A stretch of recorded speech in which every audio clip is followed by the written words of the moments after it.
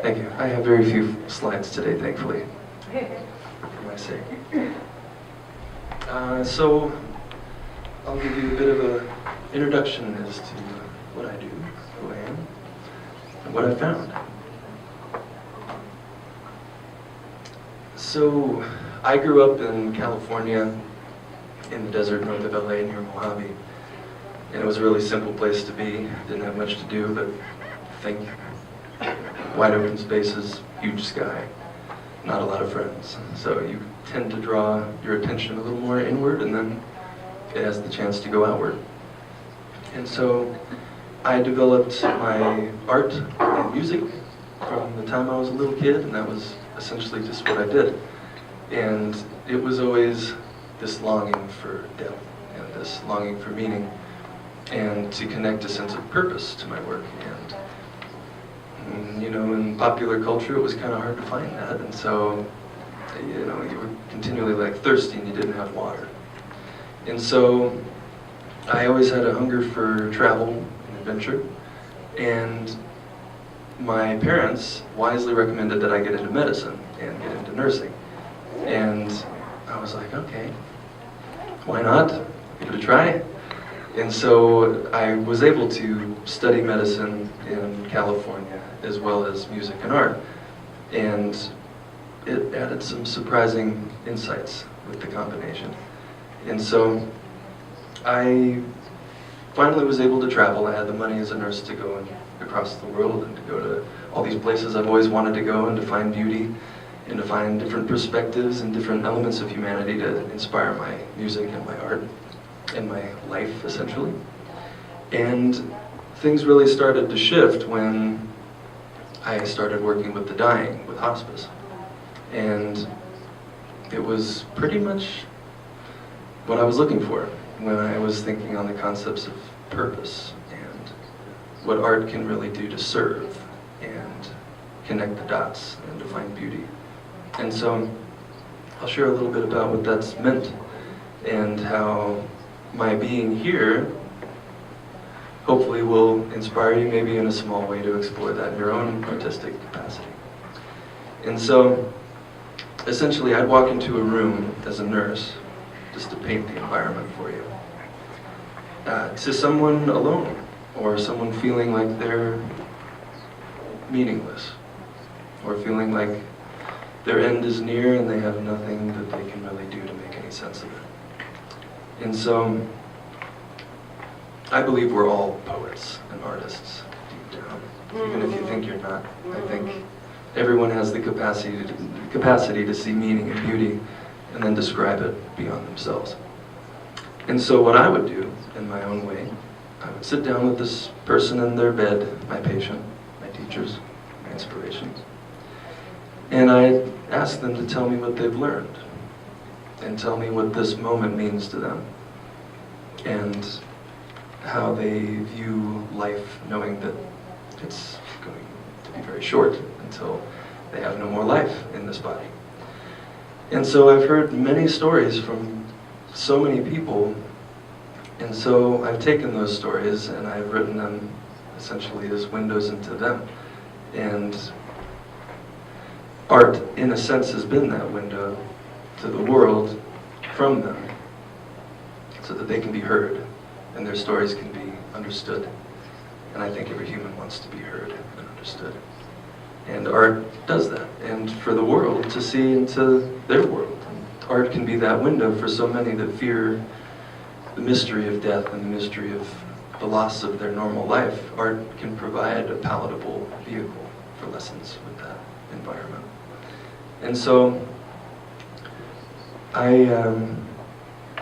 have some drawings that I've done. One of my projects is to draw portraits of my patients, and I'll sit and I'll describe them in a visual meditation, in a sense, to capture them in that moment, and their wrinkles and their balding and their boils and whatever, and they're beautiful, and it's their immediate moment.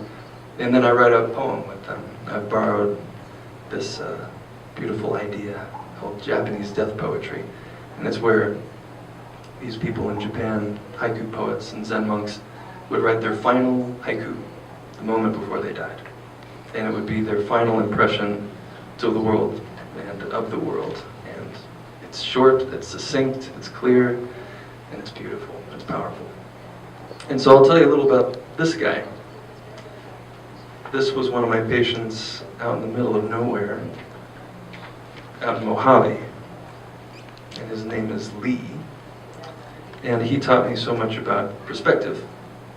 You know, we've all got our problems, and no matter what socioeconomic background you come from, there's always going to be some issue, there's always going to be some complaint, there's always going to be some kind of discontent. And so it was interesting to come to Lee, because he lived in this tiny little trailer out in the middle of the desert where the sun is like, 120 degrees Fahrenheit, which is how much Celsius? 50? It's really hot, yeah. And so you could like fry an egg on a rock if you wanted to. And so Lee had this breathing condition called COPD, and it's where the lungs don't absorb oxygen as well as they used to.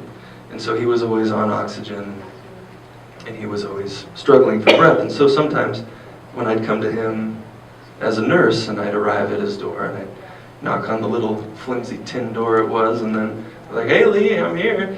Sometimes he'd be like so distressed, and I'd have to hook him up and treat him and give him a breathing treatment. And then he'd just be so happy to tell me his stories. And he'd be so welcoming, and he'd be so kind, in spite of that condition. He would wake up some days and be surprised that he'd still be alive. He's like, "Wow, one more day, great, okay." And then he would just be so welcoming and so present, even though his body had such potential to destroy him at any time. And so when I drew Lee, I had a poem, kind of like a haiku, but it's just like his poem of frankness and gratitude. "Hot Mojave sun, little tin home. It sure is hot, but I'm still breathing." And then there's been others that have graced me with their wisdom and their compassion. This was Lori. And she and I also would write music together. I sat down with her, and I do songwriting and performing, as you might hear me later this week at the concert. But I'd ask Lori what life was, to her. At 90-something, she was like 96. And she was just vibrant and robust. And she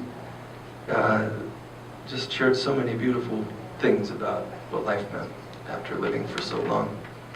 And she really moved me with a simple bit of advice, where she was just like, "Ian, there's so much turmoil and struggle in the world.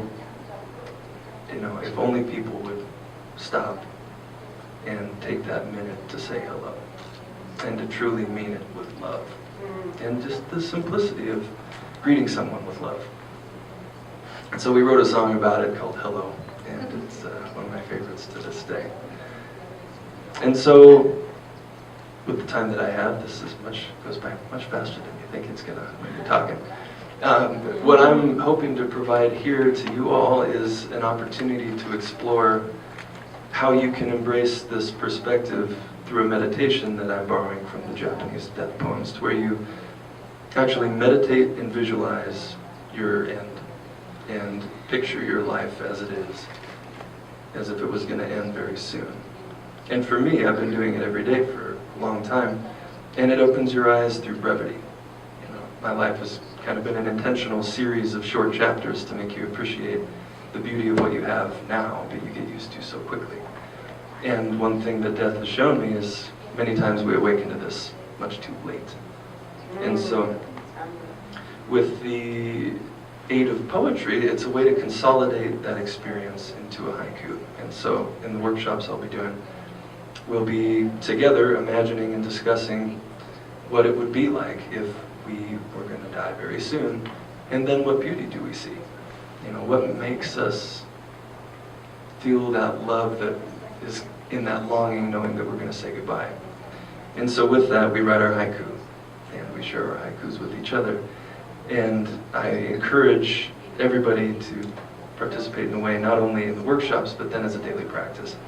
And it really helps you appreciate the brevity of all things. all physical things. And then our last lady, oops, there we go. I'll close with her poem. This is Ruth, and she was somebody who was so content with what end she was coming to, because she lived a full life, and she was satisfied because she did live life intentionally through the eyes of an artist and through the eyes of gratitude. And when I first met her, I completely thought the opposite. She was like the most grumpy looking person I've ever met in my life, and I'm like, oh man. But then art helps you pervade the surface to find the essence beneath, and she was a humbling lesson with that. And so, I'll close with her poem. The most sour face I had ever seen, like a forest gnome from undergreen. I stood and whispered in her ear to ask what I can do, my dear. A cigarette, oh God, please. I helped her to a wheelchair, made sure her bun was tight, her hair. I had a pack on my leg, and before she had time to beg, we had one lit and in her air. We left the room to sit in sun, a summer afternoon, and run. In her eyes she glowed and spoke about her road, and said right now she wished she had a gun. She was done. I'm done, she told me casually. I wish they'd let me go in peace. She told me stories of travel, of business, life long unraveled. The time had come for her to leave. Her tiny bones, a hunch and clothes, refusing gown, preferring robe. Another smoke, she beckons me. I light it up and she agrees that she had something I wanted to know. To be ready to leave this earth, sane and satisfied of worth. The final smoke to pull, a raised eyebrow about the wool. No more, it shall cover her. Thank you.